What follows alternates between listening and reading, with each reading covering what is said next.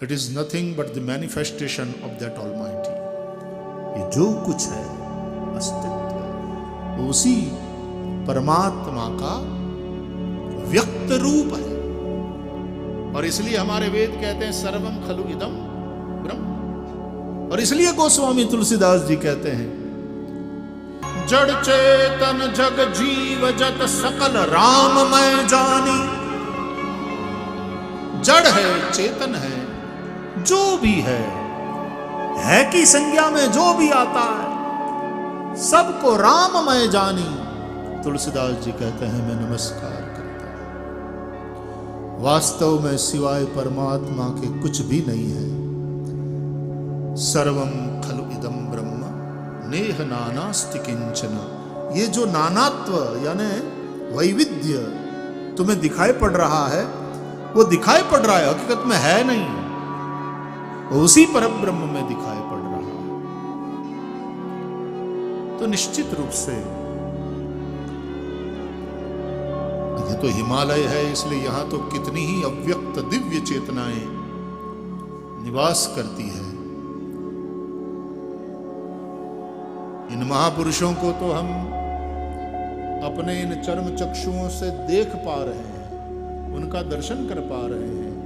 उनकी सन्निधि, उनका आशीर्वाद पूर्ण कर कमल हमारे मस्तक पर पड़ता है, वह स्पर्श हमें पुनीत कर देता है, उनकी वाणी को हम सुन पाते हैं। लेकिन अव्यक्त चेतनाएं भी हिमालय में तो सर्वत्र विहार करती है। निश्चित रूप से वो सब चेतनाएं इस कथा का श्रवण करती है। भगवान श्री हरि की मंगल लीलाएं, श्रीमद् भागवत में आई हुई ज्ञान चर्चा,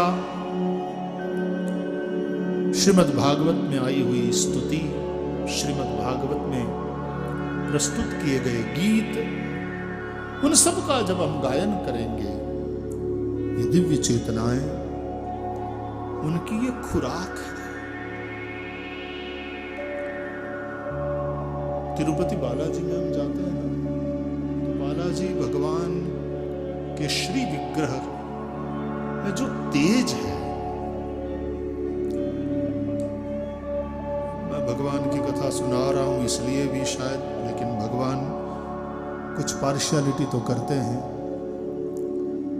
पूज्य डोंगरे महाराज जी से किसी ने पूछा कि महाराज जी कृपा कृपा कृपा सब बोलते हैं, भगवान की कृपा, कृपा का मतलब क्या है? तो पूज्य डोंगरे बाबू जी ने कहा कृपा का मतलब है भगवान की अपने भक्तों के प्रति पार्शियलिटी, यानी पक्षपात उनका शब्द था। भगवान का अपने भक्तों के प्रति जो पक्षपात है वो है कृपा। तो ऐसा पक्षपात क्योंकि इतने सालों से कथा कर रहे हैं, गायन कर रहे हैं, तो भगवान विशेष व्यवस्था तो करा देते हैं। ये तो हम देखते हैं कृपा भगवान की बार कि जहाँ तिरुपति बालाजी का दर्शन करने जाओ तो एक मिनट खड़ा रहना मिल जाए, भगवान की झांकी मिल जाए तो बहुत है। और उसके लिए 6-6, 7-7 घंटे तक लोग लाइन में लगे रहते हैं, तपस्या करते हैं। 6-7 घंटे की तपस्या के बाद अच्छा वो टिकट वाला जो व्यवस्था है उसमें भी चले जाओ तो भी 1.5-2 घंटा तो लग ही जाता है। और उतनी तपस्या के बाद अभी तो आपने दर्शन किए नहीं किए, आधा मिनट 1 मिनट तो बहुत हो गए और चलो चलो चलो। लेकिन मैंने कहा ना वो पक्षपात भगवान का, तो मुझे 15-20 मिनट अंदर खड़े रहने का अवसर भगवान बालाजी के समक्ष। उन लोगों ने व्यवस्था करी, एक जगह मुझे खड़ा कर दिया गया कि आप यहां से आराम से दर्शन करो। वहां कथा चल रही थी बालाजी में,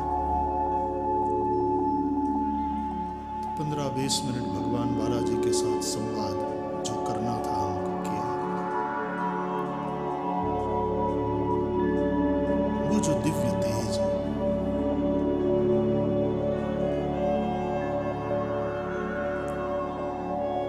बगल में ही भोग सामग्री का घर है, जहां बनती है बालाजी भगवान की भोग सामग्री।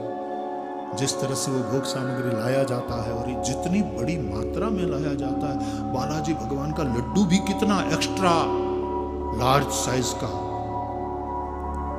और उसका टेस्ट ही कुछ अलग होता है। तो सब हम दर्शन कर रहे थे। तो क्या भगवान बालाजी का आहार ये है जो हम भोग लगाते हैं? निश्चित रूप से वो तो हम अपनी भावना से भोग लगाते ही हैं, लेकिन भगवान बालाजी का हकीकत में आहार कौन सा है?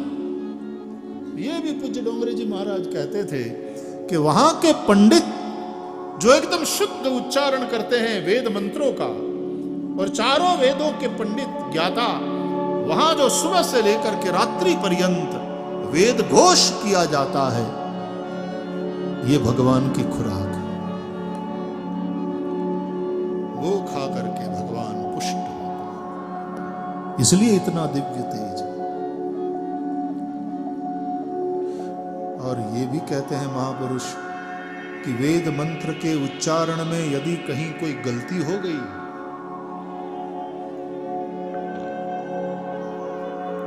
अनुदात्त उदात्त स्वरित आदि बोलते समय कहीं गलती हो गई, तो बोले बालाजी भगवान पर इसका प्रहार होता है, भगवान को चोट पहुंचती है। इसलिए बहुत कुशल,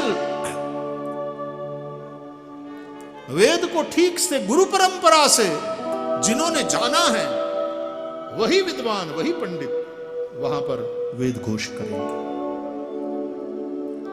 हमारे जैसा थोड़ा बहुत पढ़ा लिखा आदमी भी, लेकिन कोई श्लोक में यदि गलती कर दे तो लगती है चोट।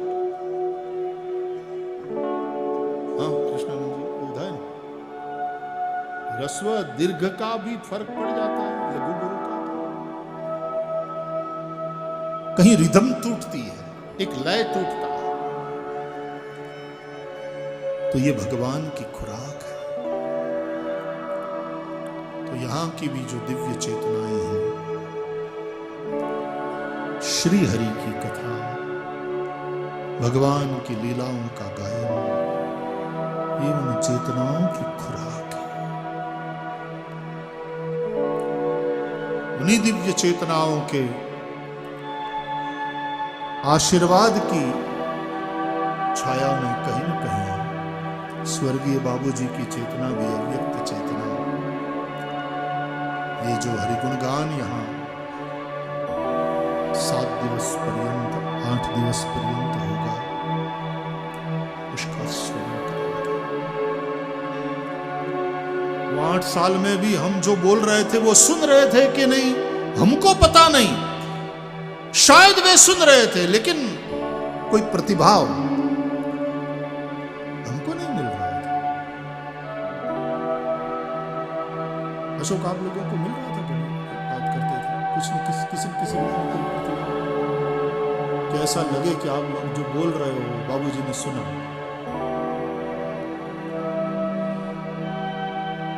लेकिन वो सुन रहे थे, बस उसी तरह इस कथा को भी वो सुन रहे हैं, उनकी चेतना सुन। आपको पता चले कि न चले कि उनकी चेतना सुन रही है, लेकिन सुन रही है। और फिर कल्याणी का और आप लोगों का ये गुरु स्थान, पूज्य तपस्वी बाबा जी का कृपापूर्ण सानिध्य, इतने संत महापुरुषों की उपस्थिति,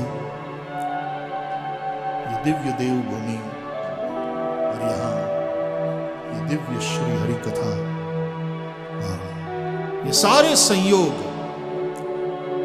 जन्मांतरे भवेत् पुण्यम तदा भागवतम लभेत्, जन्म जन्मांतर के पुण्य का उदय होता है, तब ऐसा शुभ और दिव्य संयोग बनता है।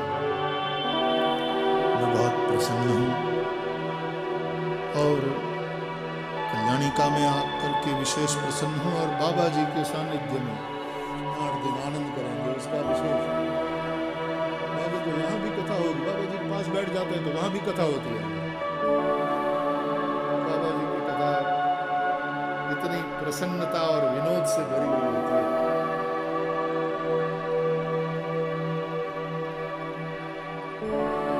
जो सब बात आज भी इतने याद है।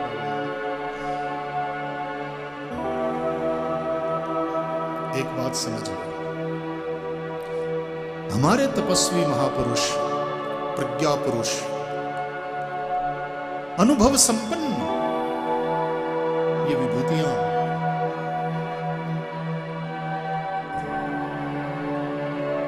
अनुभव हो गया तो फिर एकदम गंभीर हो गए, अब हंसेंगे भी नहीं, विनोद से कोसों दूर, ऐसा नहीं। वास्तव में वे अपने निजानंद वाले स्वरूप में ऐसे स्थित हो जाते हैं। श्रीमद् भागवत में हम भगवान कपिल, जो सांख्य योग के आचार्य, षड दर्शनों में सबसे पहला और सबसे प्राचीन दर्शन सांख्य दर्शन, और उसके आचार्य कपिल मुनि कर्दम और देवहूति के द्वारा जो प्रकट हुए, तो मां देवहूति को वे उपदेश करते हैं। तो लिखा है स्मित शोभितानन, भगवान कपिल का चेहरा स्मित से शोभायमान है, भीतर की प्रसन्नता उनके मुख पर उनकी देहाकृति में प्रकट होती है। मैंने तो देखा है, इसलिए ऐसे जो प्रज्ञा पुरुष है, ऐसे अनुभव संपन्न जो महापुरुष है, उनको एकदम स्ट्रेस फ्री और एकदम आनंद में देखा है। अच्छा, क्रोध का भी नाटक कर लेते हैं कभी कभी, तो बिल्कुल आपको पता चल जाता है कि बाबा जी नाटक कर रहे हैं, लेकिन ये नाटक भी करना पड़ता है। क्रोध भी कृपा का ही एक स्वरूप है।